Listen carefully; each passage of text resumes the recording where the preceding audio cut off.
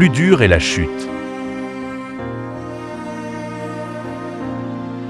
La famille Mavungu vivait dans l'abondance.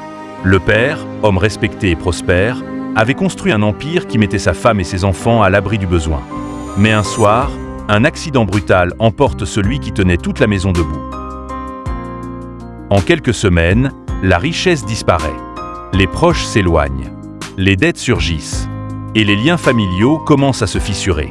L'aîné, déjà marié et père d'un petit garçon, doit porter un poids qu'il n'a jamais demandé. Entre sacrifice, tension, humiliation et espoir, chacun devra choisir, se perdre ou renaître. Personnages principaux, maman, Esther, une femme douce, autrefois protégée par son mari. Après sa mort, elle découvre la dureté du monde. Papa, Jonas, le père disparu. Homme fort, généreux, respecté. Sa mort déclenche la chute. L'aîné, Nathan, le personnage principal.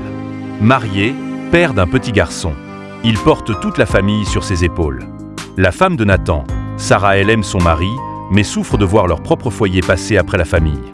Petit garçon, Élie, le fils innocent, symbole d'espoir.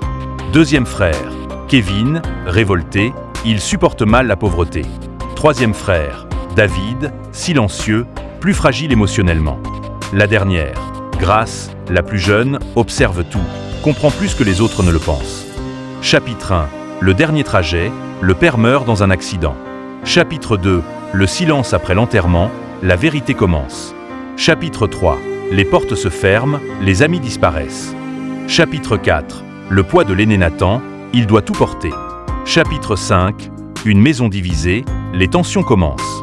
Chapitre 6. La fin du lendemain, la famille découvre la vraie chute. Chapitre 7. Ce qui reste debout, l'espoir renaît. Car même lorsque tout s'effondre, l'amour, la foi et l'unité peuvent relever une famille. Les épreuves ne définissent pas une destinée. Elles révèlent la force de ceux qui refusent d'abandonner. Après la chute, il est toujours possible de renaître.